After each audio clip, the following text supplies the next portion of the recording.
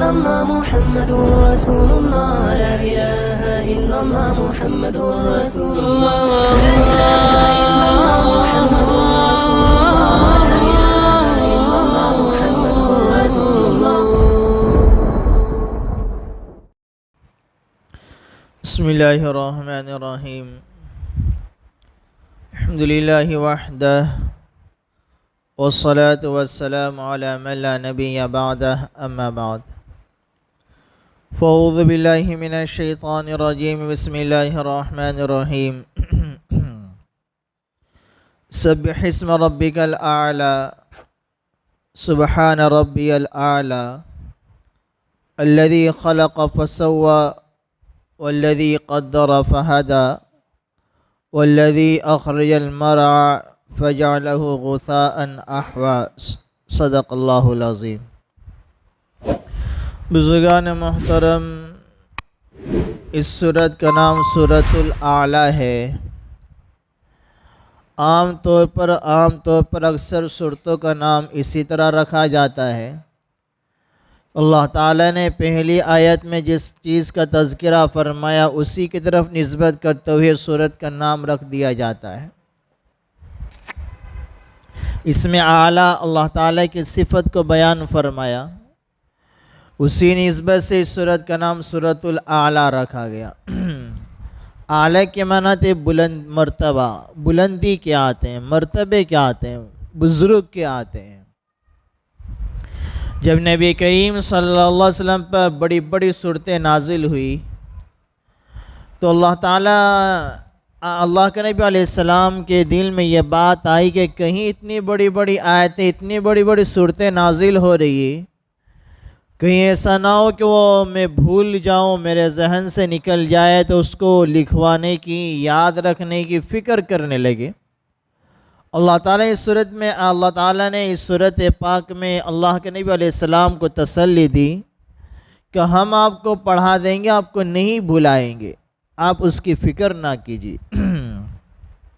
ایسے ہی وہ صورت ہے کہ سورۃ الاعلیٰ، اس کے بعد سورۃ الغاشیہ.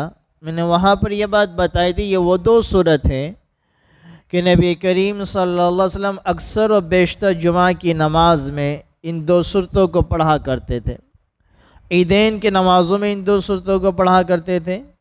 علماء کرام نے لکھا ہے کہ وتری کی نماز میں بھی آپ علیہ السلام اکثر و بیشتر اس صورت کو پڑھتے. وتری کی نماز میں وتری کی پہلی رکعت میں سورۃ الاعلیٰ پڑھتے، دوسری رکعت میں سورۃ الکافرون پڑھتے، اور تیسری رکعت میں سورہ اخلاص قل اللہ احد پڑھتے. عام طور پر آپ کی عادت شریفہ تھی. تو اس صورت کو یاد کرنا چاہیے. بڑی برکت والی صورت ہے، بڑے مرتبے والی صورت ہے. اگر ہم اس صورت کو یاد کر لیں تو گویا ہم وتری کی نماز میں بھی اس صورت کو پڑھ سکتے ہیں. ایک صحابی فرماتے ہیں کہ میں ہجرت کر کے جب مدینہ گیا تو اللہ کے نبی علیہ السلام نے مدینہ میں مصعب بن عمیر کو تعلیم کے لیے یہاں سے مکہ المکرمہ بھیجا تھا. قرآن کے بڑے جانکار تھے مصعب بن عمیر. عبداللہ بن ام مکتوم رضی اللہ تعالیٰ عنہم، یہ دونوں صحابی قرآن کریم کے بڑے جانکار تھے. تو آپ علیہ السلام نے مدینہ المنورہ کے مطالبہ پر ان حضرات کو مدینہ بھیجا کہ مدینہ جا کے قرآن کریم کو سکھائے، دین کو سکھائے. وہ صحابی فرماتے ہیں کہ آپ علیہ السلام کی مدینہ میں تشریف لانے سے پہلے، ہجرت کرنے سے پہلے، میں یہ سورۃ الاعلیٰ اور اس کے علاوہ بہت سی صورتوں کو سیکھ چکا تھا. تو بڑی اچھی صورت ہے. حضرت شاہ عبدالعزیز محدث دہلوی رحمۃ اللہ علیہ تفسیر عزیزی میں فرماتے ہیں بزرگان کرام کا، اللہ تعالیٰ کے نیک بندوں کی عادت شریفہ رہی ہے کہ اپنی تہجد کی نماز میں اکثر اس صورت کو پڑھا کرتے ہیں. اکابرین اولیاء کرام، علماء کرام کی عادت شریفہ ہے کہ وہ تہجد کی نماز میں اس صورت کو پڑھا کرتے تھے. وہ پڑھتے ہیں تاکہ اس صورت کے ذریعے اس کی تلاوت کے ذریعے خیر اور برکات اللہ تعالیٰ سے حاصل فرمائے. تو یہ سورۃ الاعلیٰ ہے. اللہ تعالیٰ اس میں فرمایا سبح اسم ربک الاعلیٰ. حضرت مفسر قرآن حضرت ابن عباس رضی اللہ تعالیٰ عنہما فرماتے ہیں جب کوئی شخص سبح اسم ربک الاعلیٰ پڑھے تو تو اس کو چاہیے کہ وہ سبحان ربی الاعلیٰ کی تسبیح پڑھ لے۔ آپ سب بھی پڑھ لو سبحان ربی الاعلیٰ۔ حضرت ابن عباس فرماتے ہیں کہ جو شخص اس سورت کو پڑھے، اس آیت کریمہ کو پڑھے، رب سبح اسم ربک الاعلیٰ، تو اس کو چاہیے کہ وہ سبحان ربک الاعلیٰ پڑھے، کیونکہ اللہ تعالیٰ یہاں پر حکم دے رہا ہے سبح اسم ربک الاعلیٰ، اپنے بزرگ رب کے نام کی تسبیح بیان کیجئے۔ اللہ حکم فرما رہا ہے اپنے رب کی تسبیح کو بیان کیجئے، تو گویا فوری طور پر اللہ تعالیٰ کی تسبیح کو بیان کرنا چاہیے تاکہ اللہ کے اس حکم پر ہمارا عمل ہو جائے۔ تو سبح اسم ربک الاعلیٰ کہ اللہ فرما رہے ہیں اپنے بزرگ و برتر رب کے نام کی تسبیح بیان کیجئے، اپنے رب کے نام کی تسبیح بیان کیجئے۔ حضرت عقبہ بن عامر رضی اللہ تعالیٰ عنہ فرماتے ہیں کہ جب فسبح بسم ربک العظیم آیت کریمہ نازل ہوئی تو آپ علیہ السلام نے فرمایا اس کو اپنی رکوع کی تسبیح بنا لو، یعنی رکوع میں سبحان ربی العظیم پڑھو۔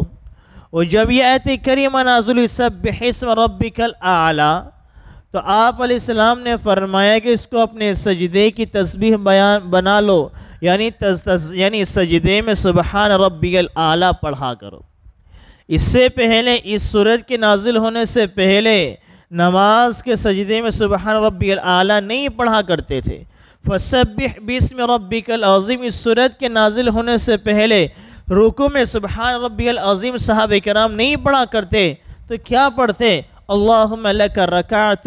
جب صحابہ کرام رکعت میں نماز میں جب رکوع میں جاتے تو تسبیح بیان کرتے اللہ ہم نے آپ کے لیے رکوع کیا۔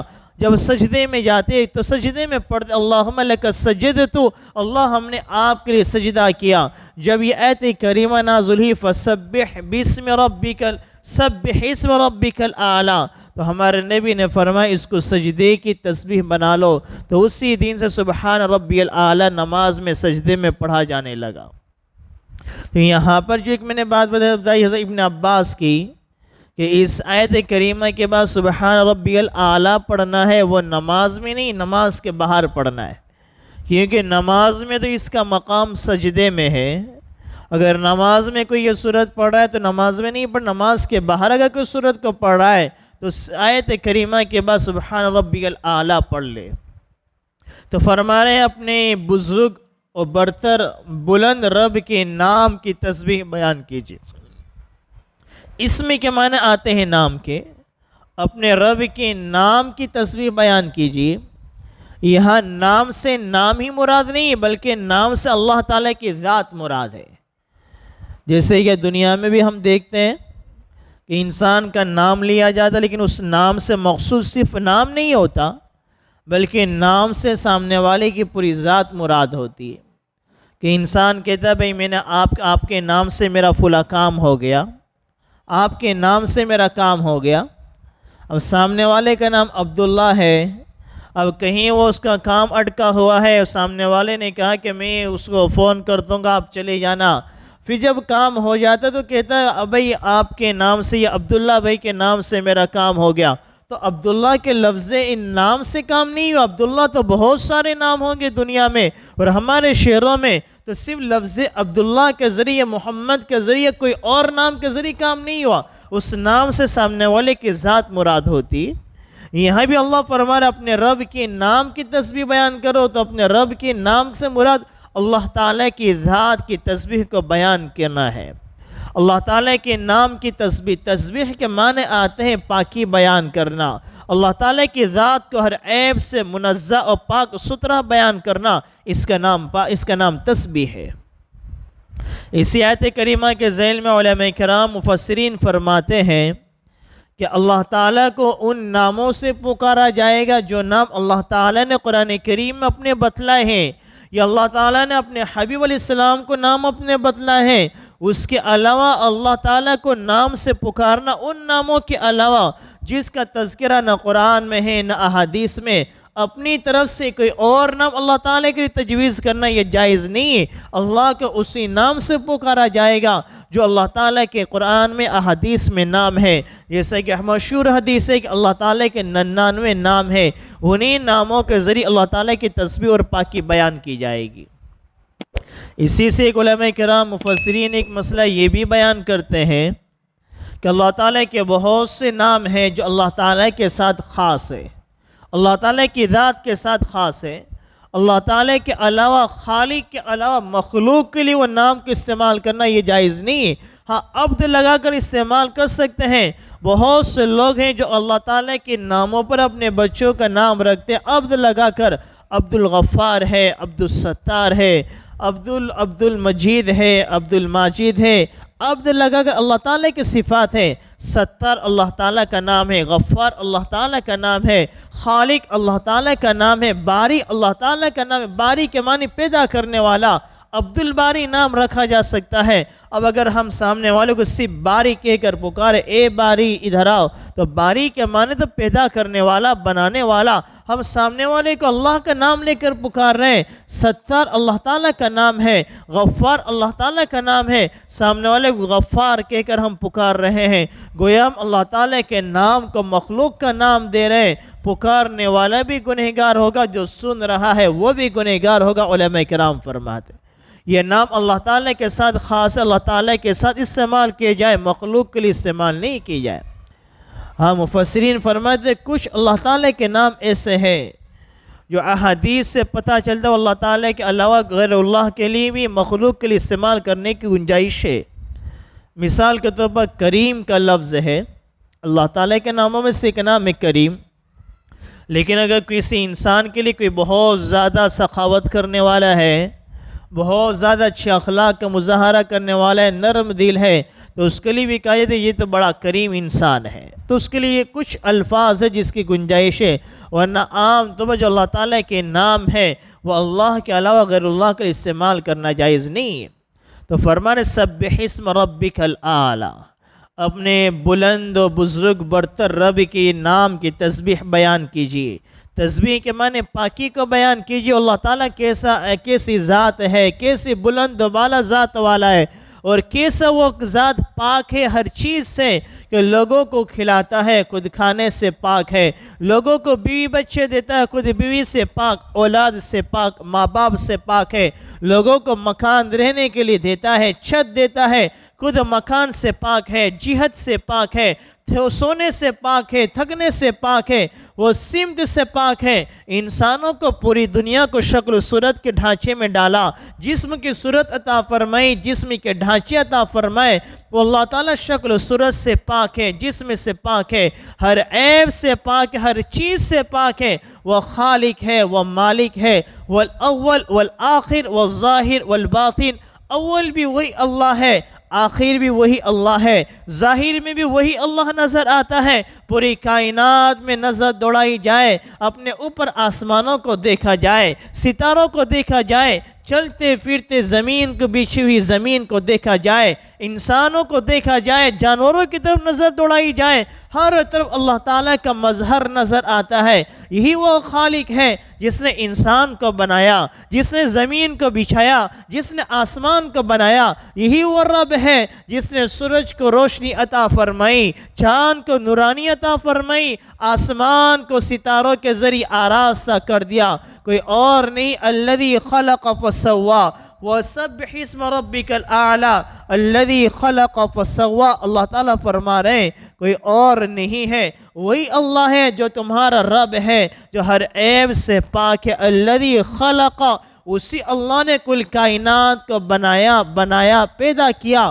فسوا، صرف بنا کر چھوڑ نہیں دیا کہ آنکھیں پیچھے لگا دی، ہاتھ کو نیچے رکھ دیا ہو، پیر اوپر رکھ دیے، کانوں کو آگے لگا دیا۔ فسوا، ہر چیز کو بنایا اور اس کو اس کے مناسب بنایا۔ انسان کو بنایا، اس کا چہرہ خوبصورت بنایا، نظروں کو آگے بنایا اور اس کے منہ کو آگے بنایا، پیچھے نہیں بنایا۔ کسی چیز کو دیکھنا ہو، انسان پہلے پیچھے لے جاتا، پھر اپنی زبان پر لاتا کیسی دقت ہوتی. اللہ نے نگاہوں کو بھی سامنے رکھا, فوری طور پر دیکھ لے, سمجھ لے, پھر اٹھا کر اس کو اپنے کھانا چاہے منہ میں رکھ دے.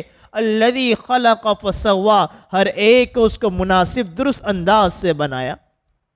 وہ کیسا خالق, کیسا مالک, ہر ایک اس کی شکل و صورت کے اعتبار سے بنایا. پہاڑوں کو بلند بنایا, درختوں کو نیچے بنایا, تاکہ انسان آسانی سے درخت پر لگے ہوئے پھل فروٹ کو تول لے. اور زمین سے جو گلے اناج نکلتے ہیں اس کو اس کے سمت کے اعتبار سے بنایا کہ انسان کو نکالنے میں تکلیف نہ ہو, اس سے فائدہ حاصل کرنے میں کوئی دشواری پیش نہ آئے. ہر ایک کو اس کے مناسب جسم عطا فرمائے. وہ اللہ ایسا خالق, ایسا مالک, ایسا رب ہے, ایسی کائنات کا بنانے والا ہے کہ خلق کہتے ہیں پیدا کرنے والا. وہ خلق ایسا پیدا کرنے والا, بغیر نمونے کے عدم سے وجود میں لانا والا, اس کو خالق کہا جاتا ہے. بنانا کسے کہتے ہیں؟ ایک سیمپل کسی انسان کے پاس موجود ہو, اس کو دیکھ کر انسان کاپی مار دے, کاپی کر دے, اس کو بنانا نہیں کہتے, خلق نہیں کہتے. خلق اس سے کہا جاتا ہے بغیر سیمپل کے, بغیر نمونے کے, کسی عدم سے وجود میں کسی چیز کو لے آنا, اس کو خلق کہا جاتا ہے. آج پوری کائنات میں سینکڑوں انسان بنے ہوئے ہیں, ہر ایک کی شکل و صورت الگ, ہر ایک کے چہرے الگ, زبانیں الگ, یہاں تک کہ ان کی آنکھوں کے رگوں میں دوڑنے والے خون کی رگیں ایک انسان کی آنکھ سے جدا ہیں. کتنی چھوٹی سی آنکھ اللہ نے بنائی ہے. پوری دنیا میں اربوں کھربوں انسان موجود ہے, لیکن دو انسان آپ کو پوری دنیا میں ایسے نہیں ملیں گے جن کی آنکھوں کی لکیریں دوسرے انسان کی لکیروں سے میچ کھاتی ہوگی. اربوں کھربوں انسان موجود ہے. اللہ نے ہر ایک کی ہاتھوں کی فنگر پرنٹس دوسرے انسان سے جدا بنائی. یہ وہی خالق ہے جس نے خلق بنایا اور ہر ایک درست اور صحیح انداز سے بنایا. اس کی کائنات پر غور تو کرو, اس کی خلقت پر غور تو کیا جائے. وہی اللہ ہے جو پانی کو آسمان سے برساتا ہے, جو وہی پانی کا قطرہ سانپ کے پیٹ میں جاتا ہے وہ زہر میں تبدیل ہوتا ہے, شہد کی مکھی کے منہ میں جاتا ہے وہ شہد میں تبدیل ہوتا ہے, وہ ہرن کے پیٹ میں جاتا ہے وہ مشک کے نافے میں تبدیل ہوتا ہے. وہی پانی کا قطرہ جو آسمان سے برستا ہے, جو صدف کے اندر جاتا ہے, اللہ اسی کو موتی میں تبدیل کر دیتا ہے. جو وہ ریشم کے کیڑے کے منہ میں ڈالتا ہے, اللہ اس کو ریشم میں تبدیل کر دیتا ہے. جب وہ زمین کی سینے کے اندر جاتا ہے, اسی پانی کے قطرے سے اللہ مختلف قسم کے گلوں کو نکالتا ہے, اناجوں کو نکالتا ہے. کسی کا رنگ سرخ ہے, کسی کا پیلا ہے, کسی کا لال ہے, کسی کا ہرا ہے. زمین میں جانے والا پانی ایک ہی, اس کی زمین کے سینے سے نکلنے والے اناج, کھانے پینے کی اشیاء, پھل فروٹ کس انداز سے نکلتے ہیں. زمین کو چیرنے والا, پھاڑنے والا, اس کے اندر سے چیزوں کو نکالنے والا, بنانے والا. انسان تو زمین کے اندر بیج کو ڈال دیتا ہے. کسان جو کھیتی کرتا ہے وہ زمین کے نیچے بیج کو دبا دیتا ہے, اس کی نظروں سے بھی اوجھل ہو جاتا ہے, اسے نظر نہیں آتا میں نے کس بیج کو زمین میں دبایا. اس کے پیچھے اوپر وہ محنت کرتا ہے, اس محنت کو بار آور لانے والا, اس چھوٹے سے ادنا سے بیج کو تناور درخت میں تبدیل کرنے والا, اس ایک ادنا کو ہرے بھرے درخت میں تبدیل کرنے والا, اس کو بنانے والا کوئی اور نہیں.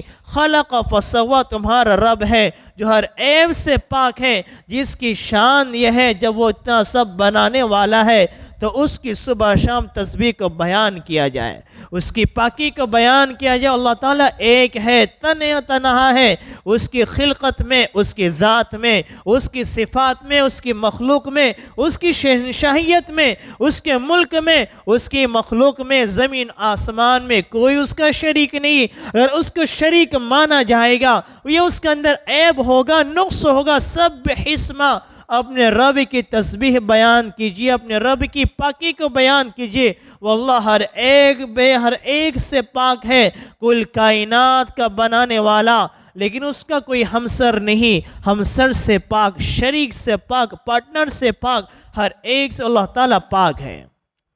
سبح اسم ربک الاعلی, اللہ فرما رہے ہیں کہ اپنے رب کی, اپنے بلند و بالا رب کی تسبیح کو بیان فرمائیے. اللہ تعالیٰ آگے ایک جگہ فرماتے ہیں کہ یا ایہا الذین آمنوا اذکروا اللہ ذکرا کثیرا وسبحوہ بکرتا وآصیلا، اے ایمان والو کثرت سے اللہ تعالیٰ کو یاد کرنے والے بنو، وسبحوہ بکرتا وآصیلا، صبح شام اللہ تعالیٰ کی تسبیح کو بیان کرو، صبح شام اللہ تعالیٰ کی پاکی کو بیان کرو۔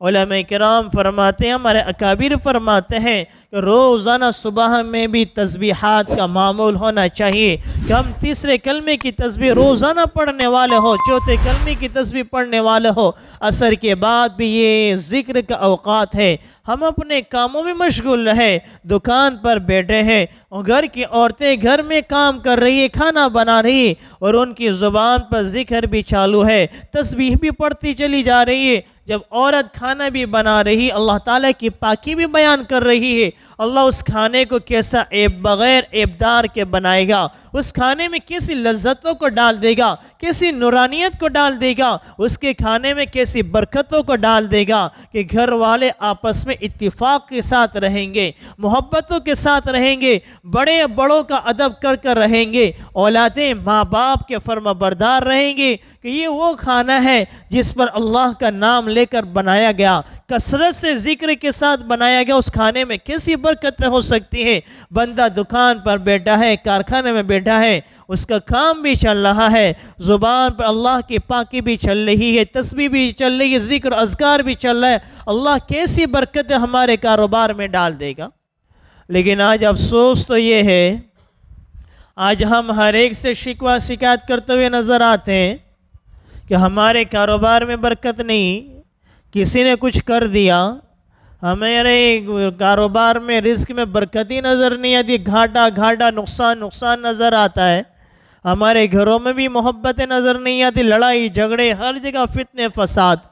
اپنی زندگیوں کو تو دیکھیں، ہم نے ہمارے رزق کی جگہ کو بھی ہم نے تو گناہ کے اڈے بنا کر رکھ دیے۔ جو رزق کی جگہ، جہاں اللہ ہمیں رزق دینے والا ہے، جو جگہ اتنی مبارک جگہ ہے، جہاں نفع دینے والا اللہ، نقصان دینے والا اللہ تعالیٰ کے ہاتھ میں ہے، وہاں تو اللہ تعالیٰ کو یاد رکھ کے، اللہ کو سامنے رکھ کے کاروبار کیا جاتا۔ وہاں 24 گھنٹے پورا دن جیسے ہم دکان پہ داخل ہوتے ہیں تو ہمارے دکان میں موبائل کو چالو کر دیا، ٹیپ کو چالو کر دیا، یا اپنے کانوں میں انفری کو ڈال دیا، پورا دن گانے سن رہے ہیں، یا سامنے لیپ ٹاپ ہے، کمپیوٹر ہے تو پکچر چل رہے ہیں، گانے چل رہے ہیں۔ جو رزق کی جگہ تھی، جہاں اللہ تعالیٰ سے مانگنے کی جگہ تھی، وہاں تو پورا دن ہم ناچ گانے دیکھ رہے ہیں، گانوں کو سن رہے ہیں۔ پھر ہم یہ چاہیں کہ ہماری دکان میں برکتیں ہو جائے، تعویذ خوب لا کے چھپکا دے، بلکہ تعویذ بنانے والوں کو بھی دکان پہ لا کے چھپکا دیں گے، پھر بھی برکتیں آنے والی نہیں ہیں، کیونکہ تمہاری ابتدا کہاں سے ہو رہی ہے، تمہارا دن کیسے گزر رہا ہے۔ ہونا تو یہ چاہیے تھا، بسم اللہ پڑھ کر دکان میں داخل ہوتے، کاروبار شروع کرنے سے پہلے قرآن کی تلاوت 10 منٹ سورہ یاسین کی تلاوت ہی کر لیتے کہ میرا دن اچھے سے گزر جاتا۔ سورہ یاسین کی دکان میں تلاوت کرتے، اللہ کیسی برکتیں دے گا۔ ہمیں کسی عامل کے پاس جانے کی ضرورت نہیں پڑے گی، ہمیں تعویذ لینے کی ضرورت نہیں پڑے گی، اگر ہم اس پر عمل کرنے والے بن جائیں گے۔ ہم صبح جاتے وقت اپنے پہلے قرآن کو کھولے، سورہ یاسین پڑھو، اپنے کام بھی کرتے رہو، زبان سے جتنا ہو سکے اللہ کی تسبیح کو بیان کرتے رہو، اپنے گھر کے مسرات کو کہو تو وہ بھی گھر کے کام بھی کرتے رہے، وہ گانے نہ سنیں، موبائل میں گانے چل رہے، گھر کی عورتیں کھانا پکا رہی ہیں، کام کاج چل رہا ہے، اور تو کیسے کھانے میں برکت آ سکتی ہے؟ اس کھانا جو ناچ گانے دیکھ کر جو عورتیں کھانے بنا رہی ہیں، وہی کھانا اپنی اولاد کو کھلا رہی ہیں، وہی اولادیں ماں باپ کو نچائے گی، کیونکہ کھانا بنایا ہی گیا تھا ناچ گانے دیکھ کر، تو کھانے میں وہ تاثیر پیدا ہو گئی کہ اولادیں بڑی ہو کر ماں باپ کو نچائے گی، پھر ماں باپ پریشان ہوتے ہماری اولاد ہمارے ہاتھوں سے نکل گئی۔ قرآن کریم ہمیں سکھا رہا ہے فَسَبِّحُوا بُكْرَةً وَأَصِيلًا، صبح شام اللہ تعالیٰ کی تسبیح کو بیان کرو، اللہ کی پاکی کو بیان کرو، پھر دیکھو اللہ تعالیٰ کیسی برکتوں کو نازل فرمائے گا۔ تو فرما رہے سبح اسم ربک الاعلی، اپنے بزرگ و برتر رب کے نام کی تسبیح کو بیان کیجیے۔ الذی خلق فسوا، جس نے پیدا کیا، ہر ایک کو درست بنایا، والذی قدر فہدی، ہر ایک چیز کے لیے اندازہ بنایا، فہادہ پھر اس کی رہبری فرمائی، ہر ایک چیز کے ایک اندازہ مقرر کیا، پھر اس کی رہبری بھی فرمائی کہ اللہ تعالیٰ نے سورج کو بنایا، اس کی رہبری بھی فرمائی کہ تُنے کس طرف چلنا ہے، تجھے کس طرف سے تیری راستہ ہے۔ چاند کو بنایا، اس کی رہبری فرمائی، جانوروں کو بنایا، اس کی رہبری فرمائی۔ جب بچہ پیدا ہوتا ہے تو جانور کا بچہ بھی پیدا ہوتا ہے، اس کو پتہ ہے کہ مجھے رزق کہاں سے ملے گا، مجھے دودھ کہاں سے ملے گا، مجھے میری ماں کے تھنوں کو چوسنا ہے۔ ہر چیز کو بنایا اور اس کی رہبری فرمائی، پوری کائنات کو بنا کر چھوڑ نہیں دیا کہ آج سورج ادھر سے نکل رہا ہے، پتہ نہیں کل ادھر سے نکلے گا، آج ادھر سے نکلے گا، جس کی مرضی میں آئے گی جہاں سے وہ سورج نکل جائے گا۔ چاند کبھی نکلے گا، کبھی نہیں نکلے گا، نہیں، اللہ نے ہر ایک چیز کو بنایا، فہدا، پھر اس کو ہدایت بھی دے دی، رہبری بھی دے دی، تجھے اس طرح سے چلنا ہے، اس طرح سے تجھے زندگی گزارنا ہے، فہدا۔ آگے فرما رہا ہے والذی اخرج المرعى، وہی رب ہے جس نے زمین سے چارے کو نکالا۔ جب جانوروں کو بنایا، جانور کو انسان کی خدمت کے لیے بنایا، تو اللہ فرما رہا ہے ہم نے تمہارے رزق کا سامان تو مہیا کیا ہے، تمہارے جانوروں کے لیے ہم نے چارے کا انتظام بھی کیا، ہم نے زمین سے جانوروں کے لیے چارے کو نکالا۔ فَجَعَلَهُ غُثَاءً أَحْوَىٰ، پھر اس کو ہم نے کالا سیاہ کوڑا بنا دیا، کچرا بنا دیا۔ اللہ فرما رہے ہیں کبھی جو گھاس زمین سے نکلتا ہے، چارہ نکلتا ہے، پھر اس کو چھوڑ دیا جائے، ایک مدت تک چھوڑ دیا جائے، وہ سڑ جائے گا، وہ کالا ہو جائے گا، وہ کچرا بن جائے گا۔ اللہ کس طریقے سے ایک حالت کو دوسرے حالت پر بدلنے پر قادر ہے کہ زمین سے ہرا بھرا گھاس نکلا تھا، زمین سے ہرا بھرا چارہ نکلا تھا، ایک وقت تک اس کو چھوڑ دیا، وہ سیاہی میں، کالے پن میں، بدبودار میں، کچرے میں تبدیل ہو گیا، پھر اس کو جانور بھی نہیں کھاتا، اس کو کچرے میں ڈال دیا جاتا ہے۔ واللہ حیات کو بدلنے پر قادر ہے، واللہ تعالیٰ کے لیے کوئی بعید نہیں، انسان کے حالات کو بدلنے پر بھی قادر ہے، انسان کے احوال کو بدلنے پر بھی قادر ہے، دنیا کے احوال کو بدلنے پر بھی قادر ہے۔ ہمیں اللہ کی طرف متوجہ ہونا چاہیے، اگر ہم یہ چاہیں ہمارے احوال اچھے رہے، ہماری حالت اچھی رہے، دنیا آخرت میں ہم اچھی زندگی گزاریں، تو اپنے رب کی تسبیح کو بیان کرتے رہے، اپنے رب کو یاد رکھ کے زندگی گزارتے رہے اور اپنے رب کی اطاعت کرتے رہے۔ اللہ دنیا کے احوال بھی درست رکھے گا، آخرت کے احوال بھی درست کر دے گا۔ اللہ عمل کرنے کی توفیق عطا فرمائے، آمین۔ وما علینا الا البلاغ۔